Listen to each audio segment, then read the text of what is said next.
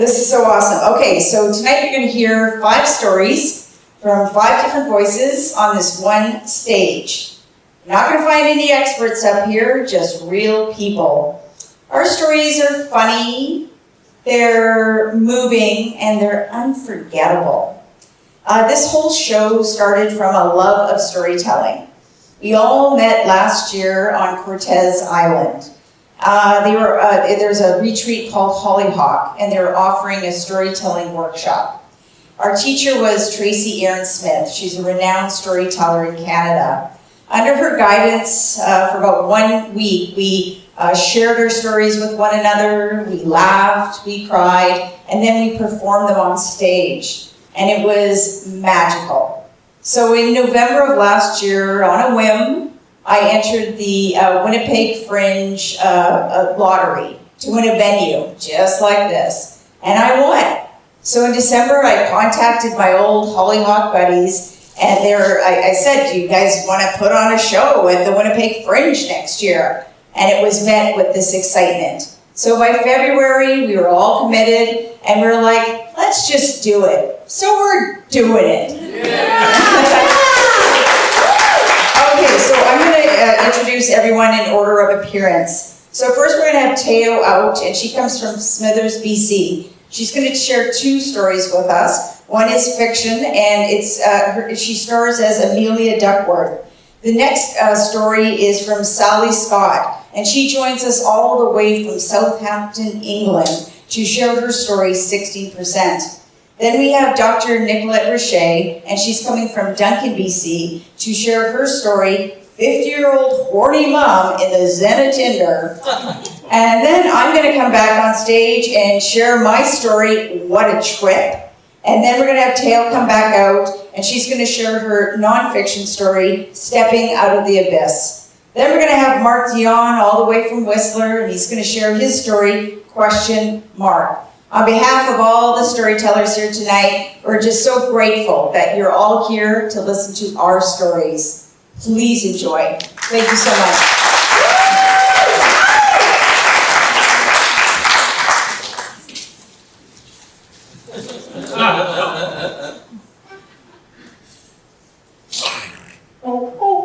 Yeah, Amelia, that's the audience. Okay, come on, you gotta go pee. Wait a second. I just want to tell you, you're not going to understand a word she says, a word she quacks. So just hang on listening to me. I'm like your seeing eye dog. Yeah. Okay, Amelia, what did you want to say? Your subjects. The Queen. And I don't think that's entirely accurate, Amelia. You're not the Queen.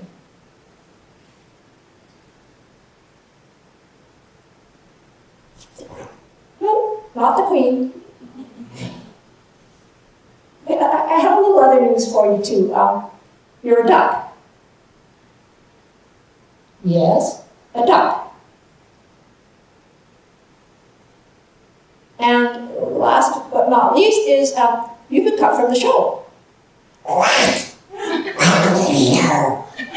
Yeah, you see, it's felt that what your show doesn't really fit with what everyone else is doing. I mean, they're all doing heroes' journeys. They're talking about, like facing something very difficult and overcoming it. Whereas what you're talking about is, oh, you're a hero? Okay, well, what would your journey have been, or be? Oh, you were born as an egg. And then fight your way out, yes, yeah, I can see that. Okay, you're a little older now, you've got wings and you're flying and... Duck hunters! Oh, Amelia!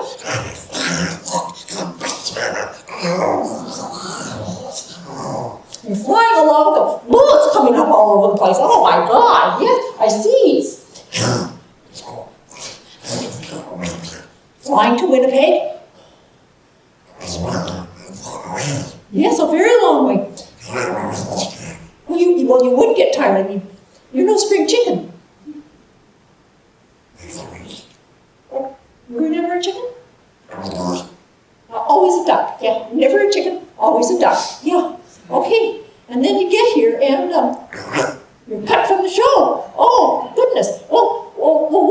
have been like if you, what would your thing that you brought back from the hero's journey be? You know, that's what heroes do. They deal with something very difficult, they overcome it, and then they bring something back to share, intelligence or love. What would you bring back?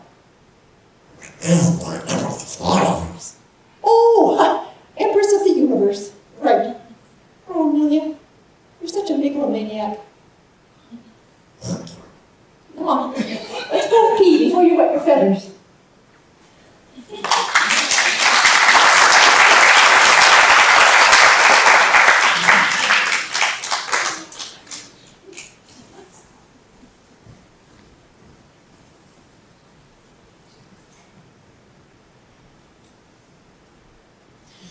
I'm 4 years old and I'm very smart in the school playground in my royal blue pinafore, white blouse and blue and gold striped tie. I'm trapped against a wall. There's a big boy and a medium boy and a small boy, and they stand in front of me and I'm not allowed to move. It happens every playtime until someone notices. I'm 11.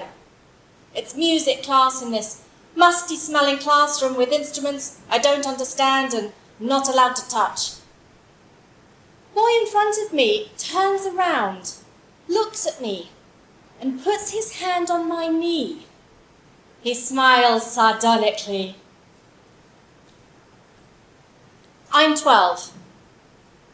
I read a book about a girl who is abused by her father. And when she turns 15, she begins her first consensual sexual relationship. And my young brain can't understand the difference between sex and rape and how somebody who loves you could do something so awful.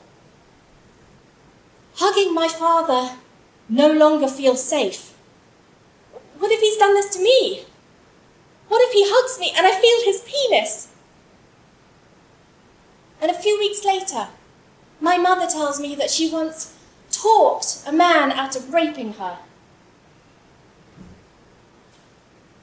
I'm 24. I kiss a man I like for the first time. We do other things I like for the first time. I'm 25. I want to have sex, I feel behind. I tell my boyfriend I'm ready. He puts a condom on. He tells me I can help him, but I don't understand what he means and I'm too embarrassed to ask. He pushes into me and I feel this searing hot pain. We stop. I feel guilty that we've started something, so we do other things. It keeps happening, so I drag myself to the doctor. Everything's normal, so I'm referred for an ultrasound. She slathers cold, wet jelly on my tummy. There's another lady in this sterile room with fluorescent lighting. She moves the ultrasound wand and looks at the monitor. She asks why I'm here and looks at the monitor again. Can't find anything, she says. I ride home slowly, my body feeling heavy and wrong. If everything is normal, why does sex hurt? It must be in my head. My body is to blame. No, my mind is to blame. No, my body is bad. I cannot trust it. I tell my boyfriend they didn't find anything and we don't talk about it again. I'm referred to the psychosexual clinic. I sit opposite the nurse, an older lady. I feel like I'm talking to my grandmother about sex. I can't tell her that I'm only here because I feel like I have to be able to have sex like a normal person, to be normal. Because I'm depriving my boyfriend of a normal sex life. I should be able to do this basic human activity that everyone else can do. Why am I not normal? I end the treatment, and I end my relationship. He asks if it's because of the painful sex. I tell him no. I'm 35 and I live in Vancouver. There's a freckle on my forehead that's changed colour, so I go to the doctor. After confirming everything's okay, she asks if there's anything else. And suddenly, I can't bear the thought of being asked if my pap smear is due. And I tell her I can't have pap smear tests. She asks what I mean, and with my permission, refers me to the gynecologist. I meet a man. He likes craft beer and Disneyland. On our third date, I tell him about my pain condition. We just need to communicate, he says. 36. Dr. Melanie Altus, 9th floor, bring care card. Dr. Melanie Altus, 9th floor, bring care card. I check in and wait. Heart pounding, tongue dry, hands fidgeting. My name is called. I tell her everything. I tell her about the painful facts. I tell her about the painful sex. Feet together, knees apart. Everything is normal. She takes a Q-tip and gently touches my thigh. Easy. She touches my vulva. Nothing. She parts my labia and touches them. Nothing. She gently touches the entrance to my vagina. Ow. I have vulvodynia. It means vulvar pain of no known origin and affects up to 16% of people with a vulva. That's more common than asthma. I attend a group sex education session. That's not an education session about group sex. There are 7 other women here who have the same condition as me, who understand what I'm going through, and we are talking about it. We are encouraged to think of sex as less starter, main course, dessert, and more as a tapas menu. Have a little of what you fancy and leave the rest. Have you heard of the orgasm gap? Women who have sex with men have fewer orgasms than men who sleep with women, men who sleep with men, and women who sleep with women. I'll let you think about why that might be. The psychologist talks to us about pain and how our thoughts and feelings about pain can impact how pain feels. Later, I find out that one of the first treatments was to anesthetize the wife so the husband could have sex. Then I'm with the pelvic physiotherapist. There are sensors on my thighs and vulva, and I'm looking at a monitor. Oh, everyone has a pelvic floor, so you can join in with this. Now contract your pelvic floor muscles gradually. 1, 2, 3, 4, 5, 6, 7, 8, 9, 10. And release gradually. 10, 9, 8, 7, 6, 5, 4, 3, 2, 1. And contract gradually and release quickly. Well done. At home, I work on my dilators. Plastic phalluses that come in different sizes. I start with the smallest. It's about the size of a baby carrot. Don't worry, you don't have to participate in this bit. Lube on. Part the labia. Breathe. Gently insert the tip. Press at 4 o'clock. Press at 8 o'clock. Insert a bit further. Repeat 3 times a week. Then it's the pickle, then the medium carrot, and then finally the eggplant. Cucumber. I walk into my roommate's room. I did the cucumber! Does it look like the size of an erect penis? She declares it does. It's 3 months since I did the program. I could have penetrative sex. I could have penetrative sex.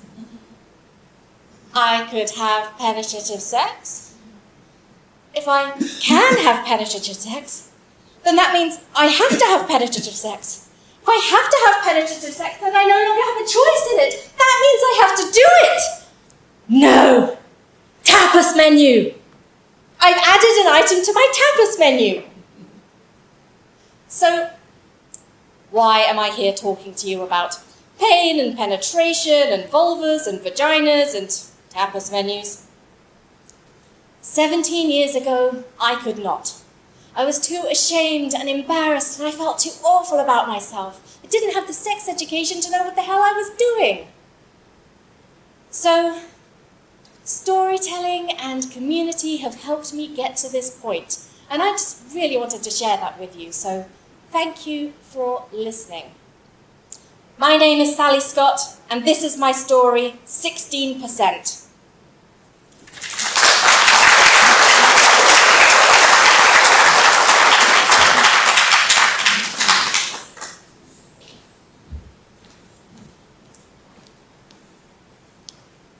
Hello everyone, please forgive me for being on script. It was a hairy ride getting here and I overpromised and don't want to underdeliver. And I do want to share this story with you. So thank you. We are not mad. We are human. We want to love and we want to be loved. It is deep in our sinews. I share this story with you because it is real, it is raw, and it is necessary. And because too many women, especially at midlife, have been told to shut up, to sit still, and to shrink, and to suppress their desires, and to put other people's priorities in front of their own, and to stop asking for sex, or touch, or magic. This story, it is messy, and it is hilarious, and it is holy. And someone out there, maybe somebody in this audience, maybe you, or you, or you, needs to know that it's never too late to come home to yourself. It is 2001. I meet my husband, he moves in after a few months, and we go on and have 3 incredible daughters. We start businesses, we survive near bankruptcies, but for 23 years we share loving, exciting adventures together. And we also share a sexless marriage. We have sex about 2 times a year. That's about 4 minutes annually. The definition of a sexless marriage. But we don't know how to talk about it because we are too loving with each other. We are too kind and we are too patient with each other. And we are also too willing to let the ache go unnamed. He feels shame, I feel abandoned, and so naturally we disassociate from our sex life entirely. But we are the best of roommates and we're incredibly loving parents. And we're the best huggers. Every day we give each other peckish kisses on the lips, but still we are never passionate, intimate lovers. And I am starving. So I distract myself with volunteer work and serving on boards and starting even more businesses. But still, the emptiness between us continues to grow louder. And eventually, I lose my voice and I lose my power. What I really want to say but can't say is that I am lonely and that I miss being touched and I miss being wanted. So naturally, I reach a breaking point. And that's when I tell my husband, you have 1 year to do your work, 1 year to figure out what you want, to show up for our relationship and your healing, and to show up for us. Yep, I give him an ultimatum. I say, if you don't do it, I'm leaving in 1 year. And he says, oh my God, thank you, babe. Thank you for this space. I've got this. I can do it. And so for the first time in over 2 decades, I moved downstairs into the spare bedroom, into a separate bed from him, by myself. And I create my own healing space. Now, you're probably wondering, what do I do in this time? Well, I signed up for a sacred sexuality course, a 6-week online program that cracks my libido wide open. But it also shows me what I've been missing. But in that 9 months, I hold on to hope and I give him the promised space. But then one day, I'm getting a little bit tired here. So I look over at him and I ask, hey babe, it's been 9 months. How's it going? And he looks at me and he says, it's been 9 months? So that evening I walk into his bedroom and I look him in the eyes and I say, we are done. And in that moment, I know that I am done abandoning myself. After all, my daughters, teenage daughters, are having oodles of sex with their boyfriends, and my girlfriends, who are now single, they're having oodles of sex with their Tinder dates, and me, I'm void, like collecting cobwebs void. So yes, I turn 50 and I delete my husband, and I do what any spiritually grounded, yoga practicing, Zen meditating mama will do. I download Tinder. I never thought I'd be single at 50, and horny, and on Tinder. And did I mention horny? But we'll get into that. Welcome to my midlife rebirth ceremony. No incense, just orgasms. So I grab my phone and I hover over the app like it's a nuclear button because I'm paralyzed.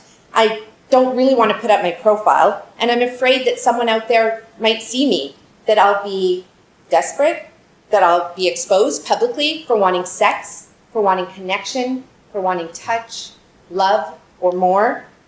And I'm also terrified. I'm terrified of kissing and undressing for the first time in front of someone new. And I'm also terrified of farting during those first sleepovers or maybe queefing mid-thrust. But if we're really being honest here, I'm actually fucking afraid of being rejected.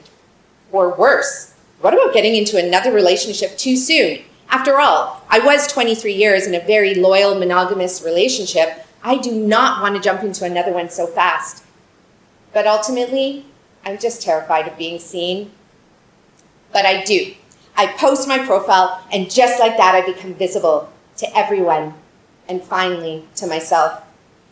Now, in this moment, I'm not looking for love. I'm just looking for proof that I'm still alive inside. So I read my vagina its last rites. And then this happens. All these people, my friends and family, come out of the woodwork and they tell me how awful online dating is. They tell me I'm going to be ghosted and manipulated and used. So much fear, so much judgment, so much projection. So naturally, I decide to do it differently. I don't just go onto Tinder, I penetrate it. Just like a devotion, like a portal, like a sacrament. Because I wonder, what would happen if I sat myself at the heart of Zen and I treat every swipe, every text, every kiss, and every heartache like a teaching, a mirror, a koan to sit with. And I call this experiment the Zen of Tinder. Now, I know you're thinking it's just Tinder, just swipes and dick pics, but nah. This is my spiritual dojo, my Zen gardening of ghosting and lovers and goodnight texts and heartaches. And this is also where I embrace the 8 sacred principles of how not to lose my damn mind while online dating. But this is actually where it gets really, really confusing because I don't know if I'm dating or if I'm doing field research in male fragility. Because all these men, so many of them, they're hurting. They've been lied to and cheated on, they're mistrusting. And yes, many of them have actually been abused, physically and emotionally abused by their exes. Women are crazy, they say. But I tell them, women are not crazy. We're just aching to be held, to be seen, to be heard, and to be touched without fear. But here's the thing. I see my own fragility too. Their fears, their softness, their longings, their shutdowns, they mirror mine. And I know those places oh so well. And that's what changes everything. Because instead of performing, I start practicing vulnerability, curiosity, consent, clear communication, all of those things that I could not do in my marriage. And so, from here on in, I choose them, the men, and I choose myself every single time. Okay, so I bet you want to hear some stories. There's the poet. The poet comes along and he teaches me how to sext like a bard. That's having sex via text. And he reminds me that I still have creative juices left in my fingertips. Turns out, I'm really good at sexting. Like, career change good. Then there's the 35-year-old. We fucked for 4 hours in the back of my car in the middle of a snowstorm. And he actually shows me that I actually like cock worshipping. Who would have thought? And the loot bag from that party, An emergency room visit for a urinary tract infection. 35-year-olds, they're so much fun. And I'm no longer ageist. Then there's the gaslighter. He disappears for weeks. Then he calls me a whore when I tell him that I'm practicing ethical non-monogamy. He ghosts and returns, and he twists truths like balloon animals. He's actually just a walking red flag parade, and I keep going back because there's a part of me that still believes that I need to earn his love. But this time, I don't shrink. Instead, I stand up and I look at him and I say, no more little boy bullshit. And I pack my things, I walk out, and I block him. And that is a lesson that all women need to learn. And then there's the fixer. I love the fixer. He listens to my tales of a sexless marriage, and he blinks once and he says, oh, that's a really easy fix. And he rattles off solutions like he owns a Vitamix and a G-spot map, and he says, here, pass this along to your ex. So I do, and it works. Turns out he doesn't just fix me, but he fixes my ex's premature ejaculation problems overnight. Like, where were you, fixer, 20 years ago when we needed you? And here comes the monk. He doesn't want sex. He just wants conversation. So we drink tea, we walk our dogs, and he reminds me that friendship is holy and that intimacy is not about penetration. It's about presence. Quiet, steady, sacred. Sometimes the most naked I ever am is fully clothed, telling the truth. Now, we have the healer. Now, the healer, he doesn't just fix my stomach with kale and crunches and juice cleanses, but with his eyes, his lips, and his presence. You see, I'm really insecure about the skin apron that I developed from being pregnant with my 3 girls. I'm afraid to be on top, afraid that my skin apron is going to be flapping in the wind.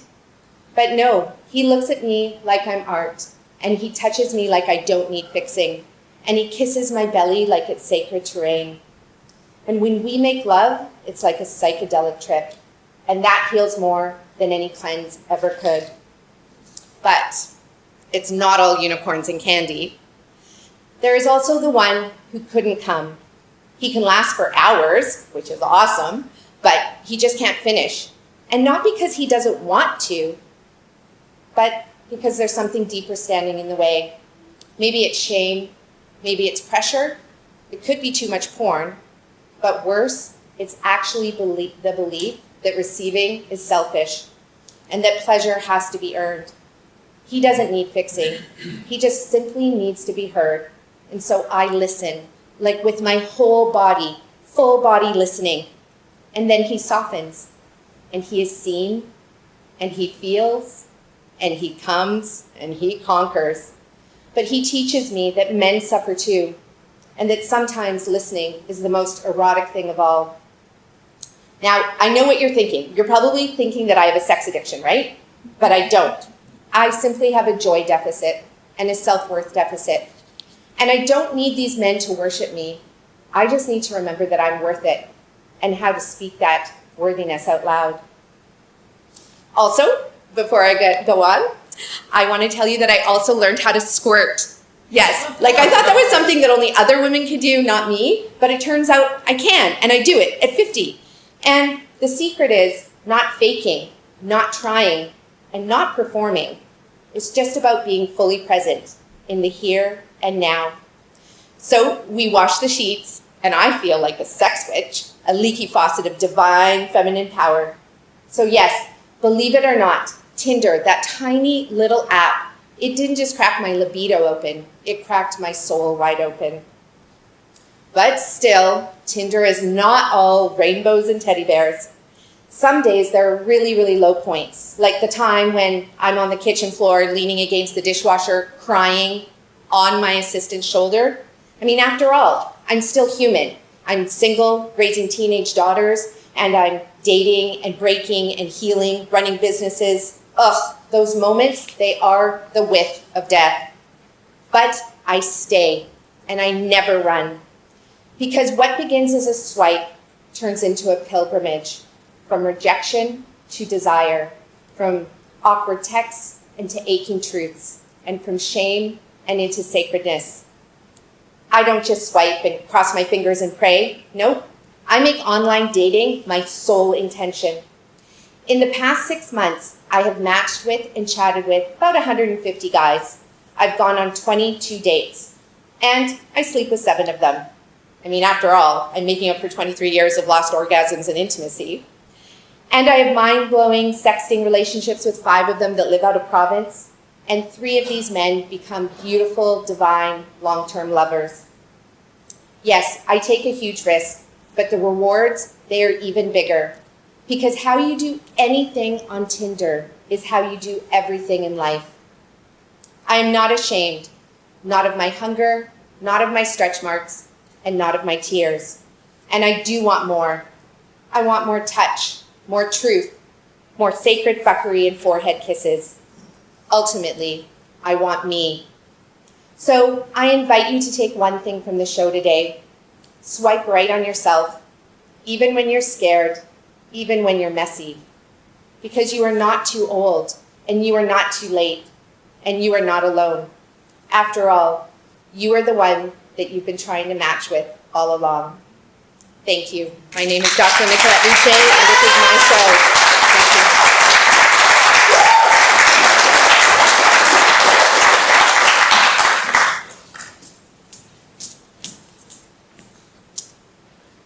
What a trip.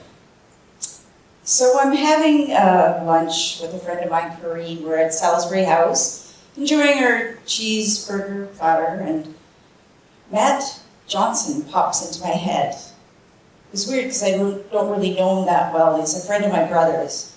So I text my brother, Chris, and I said, when's the last time that you saw Matt Johnson?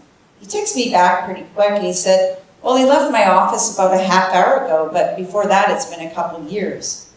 I look up from my half-eaten cheeseburger, and I see Matt Johnson having lunch at the booth next to me at Sal's. Like, what are the odds? It was really weird. My instinct is just to go over and say, you got a message for me? But I don't do that because he's going to think I'm nuts. But I do follow up with my brother in the next couple of days. I asked Chris, I'm like, well, what did you guys talk about? He said Matt brought up ayahuasca. He said he did it a while ago and it really changed his life for the better. It was almost instant. I knew that that was the message I was to receive because I thought it might solve a problem that I have. My problem? So I have a condition called hydrocephalus. I was diagnosed at 44. It's when there's too much fluid on your brain. It causes headaches, nausea, balance issues. The solution to it is just to get a shunt surgery, where the surgeon places a thing called a shunt on your brain and it drains off that extra fluid, taking away those symptoms that I mentioned. And normally it just takes 1 surgery, but for whatever reason, it took 5 with me. So 5 surgeries in under 2 years, that's a lot of trauma for the brain. I was left feeling lethargic, just blah, just not me. And I was like craving some sort of restart, reboot. I didn't know exactly what it was until I heard ayahuasca. I thought maybe that's my reboot. Okay, so ayahuasca is a plant medicine. It's been made by the shamans in South America and the Amazon regions for thousands of years.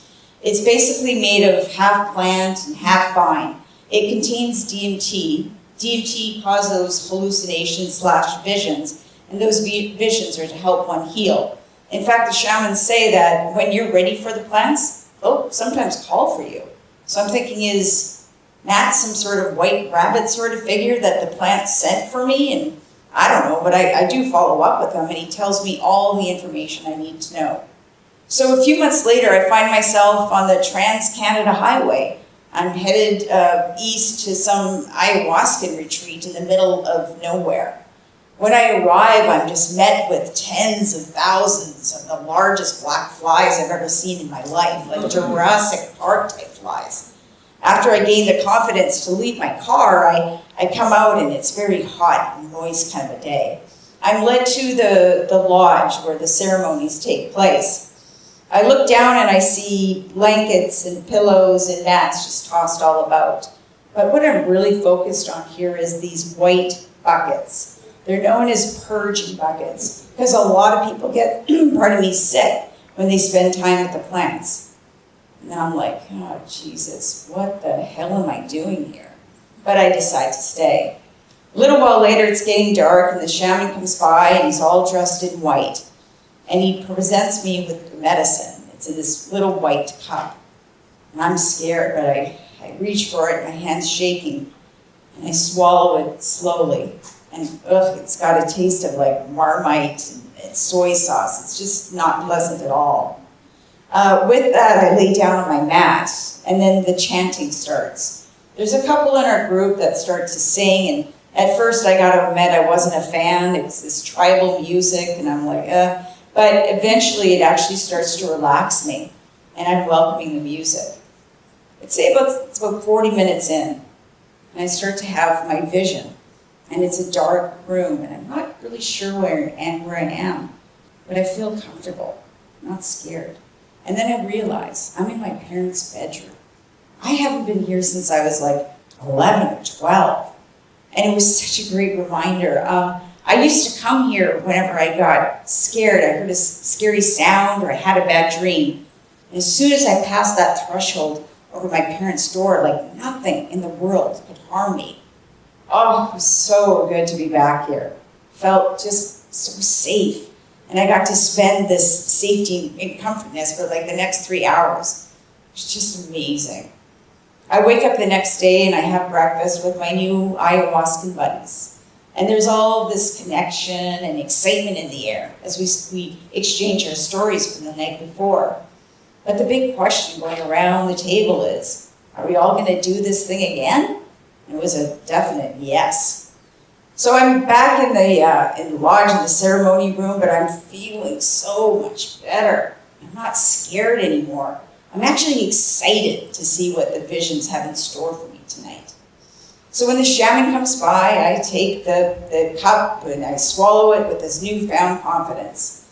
Before I get down on my mat, I put out an intention. Someone suggested it at breakfast. Yeah, just throw an intention out. So joy. I want to see joy tonight. So with that, I lay down on my mat. And it's not the music that starts, the chanting that starts the ceremony tonight, it's the drums. Boom, boom, boom, boom, boom, boom, boom, boom, boom, boom. Instantly, I have a vision. Okay, so I'm in the ocean, it looks like. The water's clear, there's sand beneath my feet. And I see something approaching. It's coming through the water. And it appears, it's green, and it's all disfigured. And then I see these yellow eyes, and they're looking at me. It's not friendly at all. So my heart begins to race. And then as it comes closer, I see all these black snakes just pouring out of its mouth, and they're coming towards me in the water. So I just got the fuck out of there. I mean, I was so scared. I jump off my mat, and I just barge through the doors of the lodge. And on the other side, there's a bathroom, and I seek refuge in there. And in the bathroom, I'm just going through it's awful. I'm getting sick from up here, from down there. It's just terrible. Finally, I get out of the bathroom. I'm just exhausted. I see Jeremy. He's one of the volunteer guides. He's there to make sure that we're all doing okay. And he comes over and he's like, Tessa, are you okay? I was like so sick. I was like, no, I'm not okay. I said, I don't know what I'm doing. I don't want to go back in there. I think you might have to call an ambulance or something. I can't handle this. And as I'm saying all these things, there's a calm voice that enters into my head. And it says, Tess, the only person that's going to get you through this is you. And you know where you got to do it. I didn't argue. I head back to the lodge, and I open up the door, and I don't see any joy at all. I just see misery. Vomiting, puking, retching, crying, moaning. And within this chaos, I just go lie down on my mat.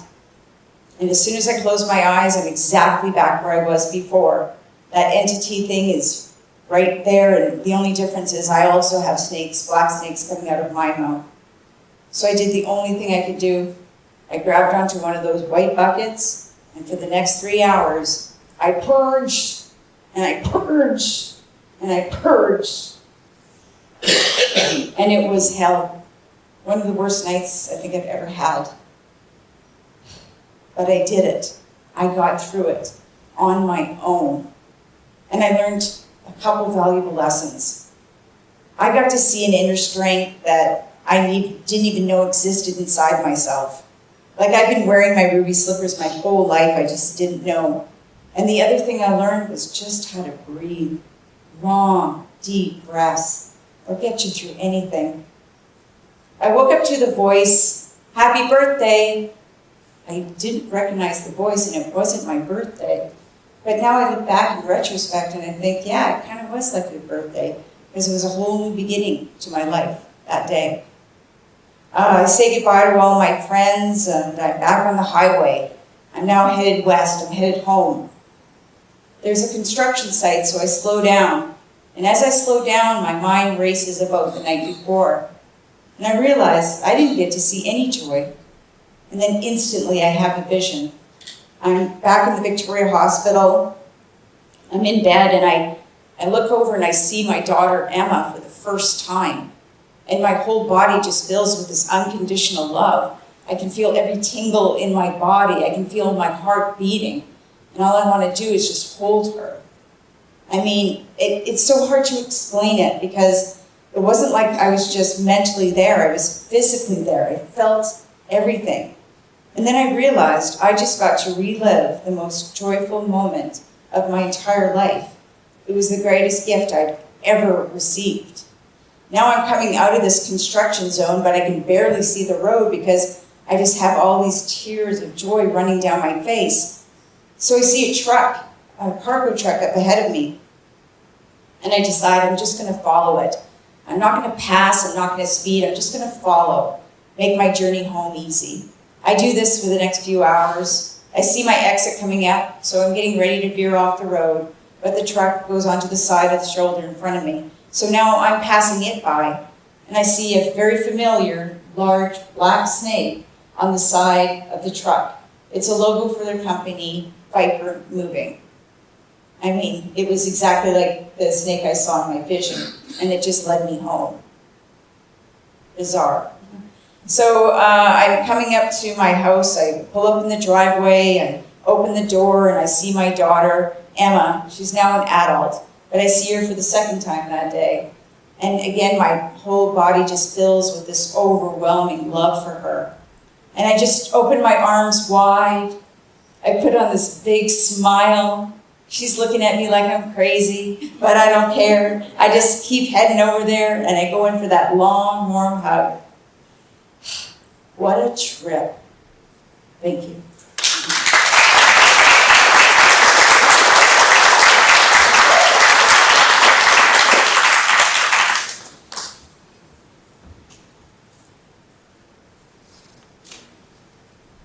Hollyhock Retreat Center, and the course Flying Solo 2024. Tracy, our illustrious leader, asks us to make a list of all the stories we might want to tell. Stories from our life. Suddenly I am sinking into a sludge of wet, gray cement. I have no stories. I have no life. I have no self. I am staring into the abyss, the unbelievably bleak landscape of being less than human. I tell Tracy, I have no stories. She says, well, what do you have? And I said, well, I might be willing to explore the abyss. What's down there, she asks. Well, nothing. It's an abyss. Edmonton, Alberta, the late 60s. A tall, narrow house near the giant neon milk bottle that flashes on and off all night. It's a big house, bedrooms upstairs, and in the basement, a couple of small, unfinished rooms with bars on the high, tiny windows and locks on the outside of the doors. Down the ill-lit hallway is another locked door, a secret nightclub, a few round tables, a stage, and the stink of alcohol, cigars, sweat, and terror. The night I'm going to tell you about is the night Daisy is killed. Daisy was a scrawny, skinny runaway from some prairie farm with hair like barbed wire and a neck gray with grime. She was young, 9 or 10. The reason she was the one on stage that night is because one of us girls, maybe me, chose her.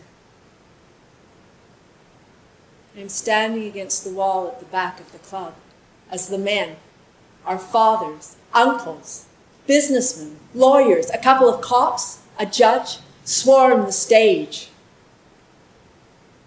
I do not scream. I do not rush forward and try and rip the men from her child's body. I do nothing to try and save her. What I do is I dissolve into the gray cement wall.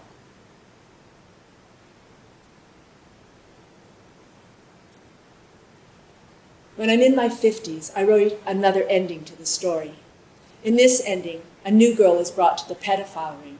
She's older, more experienced, and she knows right away that Daisy won't be the last to die. She insists that we make a plan. October 31st, 2 a.m. Every girl sneaks into her parents' bedroom with a steak knife or a butter knife or scissors and stabs their abuser while they sleep. Not to kill, but to injure them severely enough that they have to go to the hospital.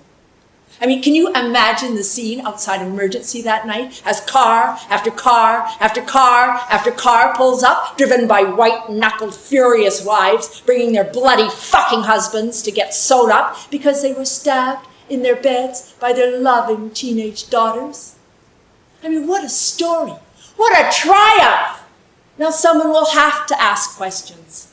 Someone will have to pay attention.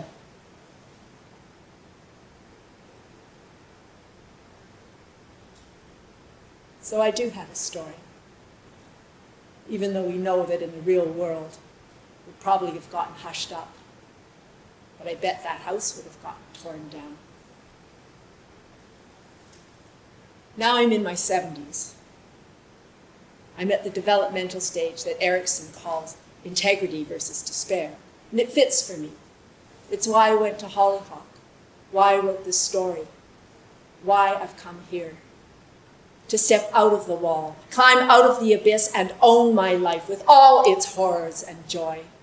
I do have stories, a myriad of stories. I've climbed mountains, literally, and fallen off one. I've published 3 books of poetry. I have a little dog I love with all my heart. I teach Qigong. I took up the violin when I was 65, so I play dreadfully. But surely a thing is worth doing, it's worth doing dreadfully. Once in Afghanistan, I thought I'd fallen into the white slave trade, and I grabbed the slimy guy by the lapels and I yelled, "Fuck you!" I've stood stunned by awe inside the blue, blue ice cave of a glacier in Juneau, Alaska. And my last night at Hollyhock, as I lay curled up in my tiny tent with the rain pelting down outside, I heard the call of a great horned owl. I tell you, the sky is a god to me. I love trees without reserve. There are places I have never gone, chambers of my heart never opened. But nevertheless, life has flooded through me.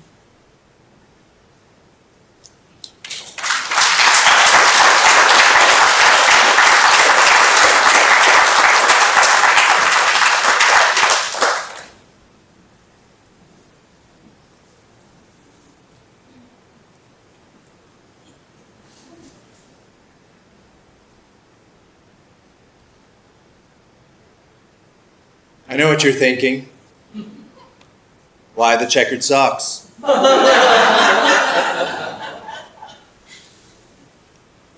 For as long as I can remember, I've been in awe of life. Sometimes awful, sometimes awesome, but often everything in between. The decade between 2010 and 2020 was a highlight. I meet my lovely wife, who's from Winnipeg. I'm fit, and I'm getting paid to travel the world as a professional photographer. I'm hanging with penguins on the white sandy beaches of the Falkland Islands, to shooting shark dives in Tahiti in the Caribbean, droning over giant icebergs in Disco Bay, Greenland at sunrise. I'm living my dream. It's June of 2023. I'm at home in Whistler. I wake up next to my wife and dog. But something's wrong. My fire is gone. Internal freefall. I'm pinned by the weight of something I can't see, wondering if I'm sick or dying. What's worse is I don't seem to care. I'm comfortable in this numbness. I eventually get up, have a hot shower, coffee, and zombie my way through the day. Luckily, my instincts suggest that I should book a massage. I'm on the massage table, feeling like a sack of shit, trying to explain my situation to the masseuse, when she leans over and whispers, "Hollyhock." That's it. I'd been there before for tea and crumpets. It's this beautiful retreat center in the BC Gulf Islands where humans go to heal. After the massage, I jump online, and I can only go during 1 week in August, so I check what Hollyhock was offering during that 1 week. How to be a yoga master. Needed to know something about yoga. How to write your life's memoirs. I didn't want to memoir anything. And flying solo, spelled S-O-U-L-O. That's how I felt. Alone. So I book it. I don't even read the description. August 11th, 2023, 2 months after that morning in bed, I arrive at this oasis in the woods, Hollyhock. 10-story high arbutus trees, turquoise, Pacific Ocean, white sandy beaches, eagles and seagulls swooping by. I place my bags in my cabin and I go to the welcome dinner. That's where I see the yogis, the writers, and us flying solo peeps. This charismatic older gentleman with white curly hair comes up to me. "Hi, I'm John. I'm with the Flying Solo Retreat." "Oh, hey John, I'm Mark. I'm also doing Flying Solo." "Oh, great. How long have you been working on your show?"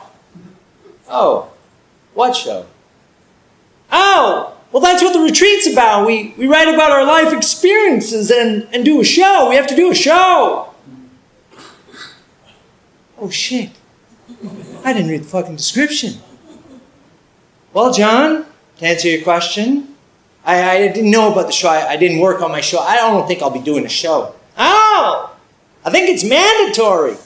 "Look, John, we're all adults here. I don't think it's Look, I'm going through some tough... No, I think it's mandatory."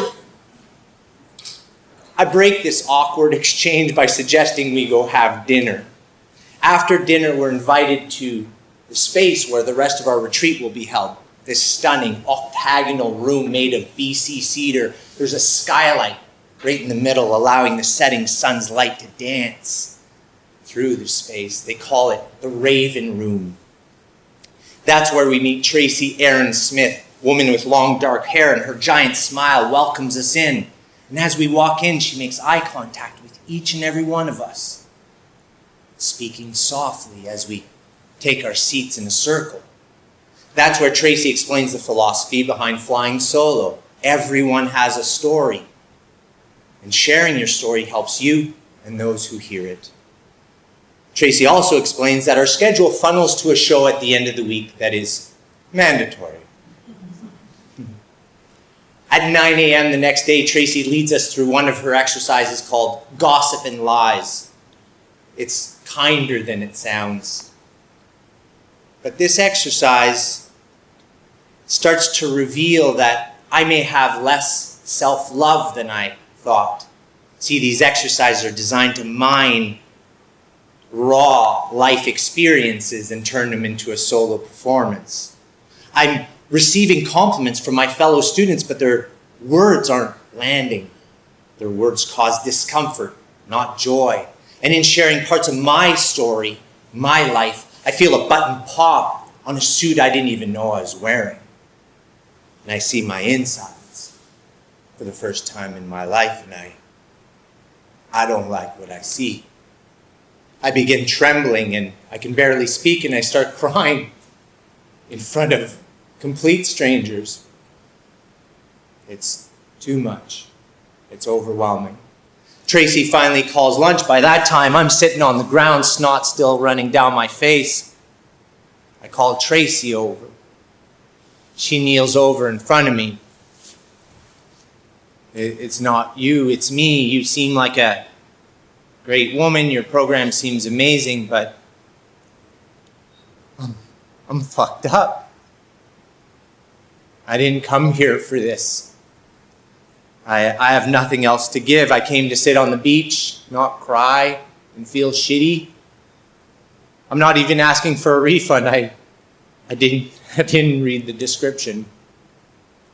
I'm just letting you know that I'm not coming back to class. She calmly waits till I'm done speaking, and with her big night sky eyes, she says, "You know why you're here. I'll see you in class this afternoon." I don't know what it's like for someone to see your soul, let alone speak to it. But that's what happened. I nod, I grab my things, I go to my room, and I begin bawling. And quite pissed at myself for not reading that description. But I keep hearing, "You know why you're here. I'll see you in class this afternoon." So I drag my resentful ass to lunch, where I see my solo siblings eating salads with stupid edible flowers on them. And it hits me. I'm not alone. In fact, everyone has a story, and mine is no better or worse than any of theirs. I'm surrounded by people purposely choosing to stand up for themselves for a better and more meaningful life by dealing with their shit. I wasn't at my rock bottom. I was at the top of my shit pile. So I go to class, and I start looking inside, perhaps for the first time in my life, and I sort of like it. Because I'm bringing light, love, and attention to memories, experiences, traumas that have been suppressed, neglected, forgotten. Sexual abuse, associations with suicide, feelings of abandonment. I'm literally seeing the birthplace of some of these masking layers. And in doing so, I start shedding these layers. The people pleaser layer. The perfectionist layer. It's like stripping your balls down, your walls down, right down to the studs. Or to the stud. It's ugly, it's messy, and it's humiliating. But it's also liberating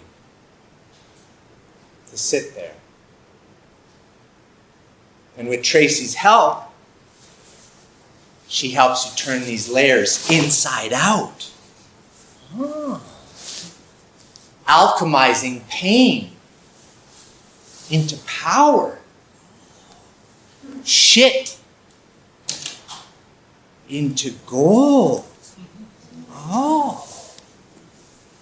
Hold back your amazement. Not masking.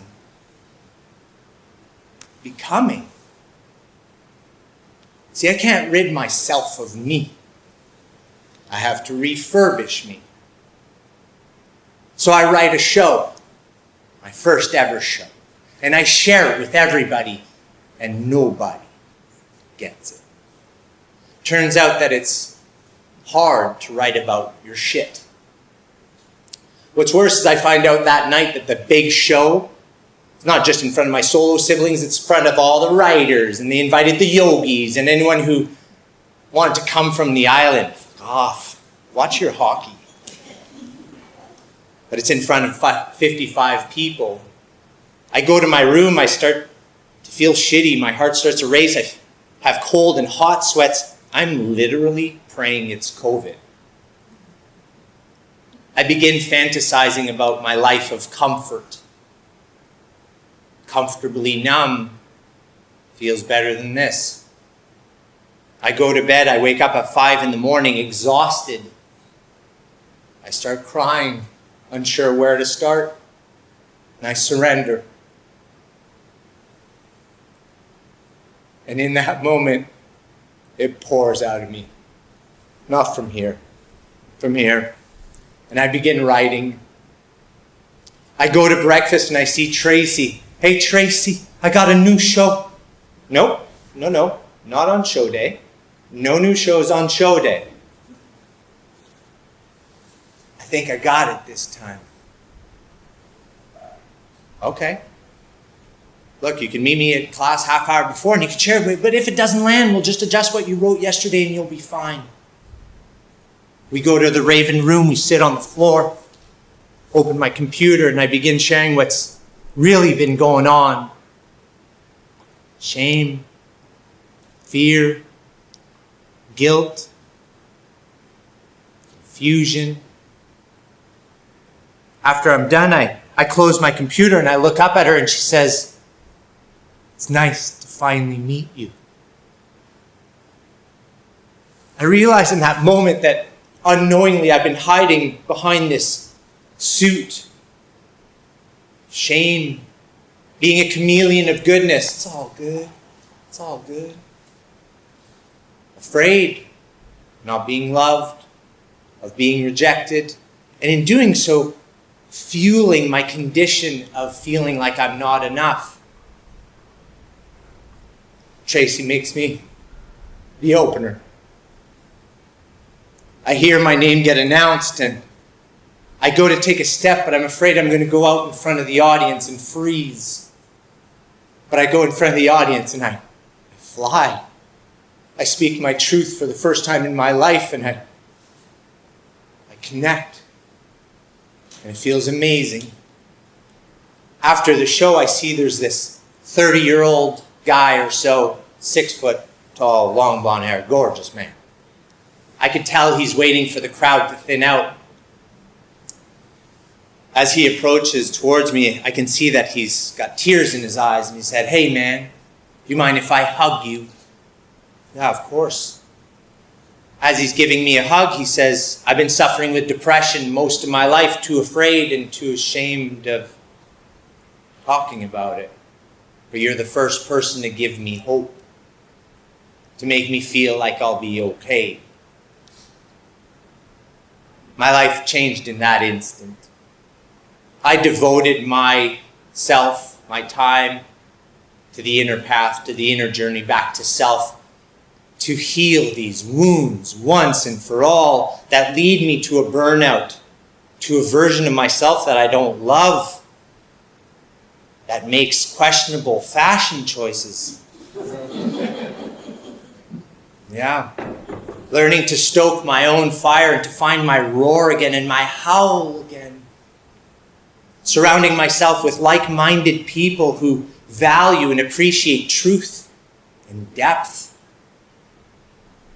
Sharing my story in hopes of inspiring perhaps one other person who feels like there might be more to life than what they feel, but are afraid to share, afraid to talk about it, or even unsure where to start. To remind them to keep asking, to remind them that it's worth it, that they're worth it, that we are worth it.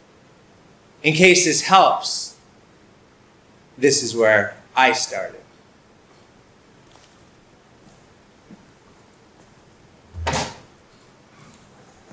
I'm going to channel my inner Ethan lyric right now.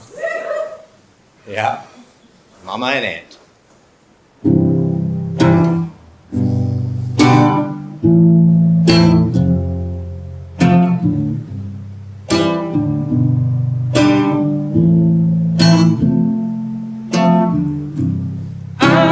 starting with the man in the mirror.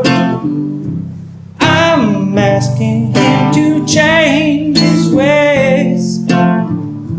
No message could have been any clearer.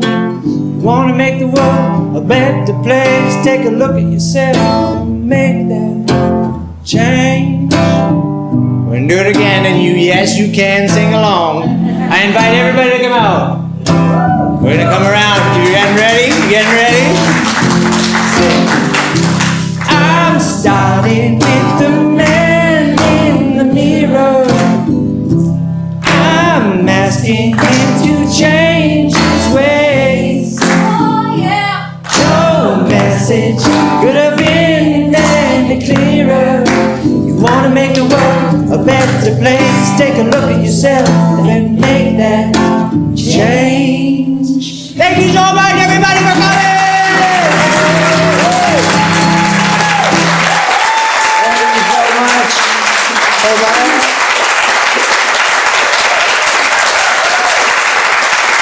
Thank you so much, Tessa. Thank you for coming.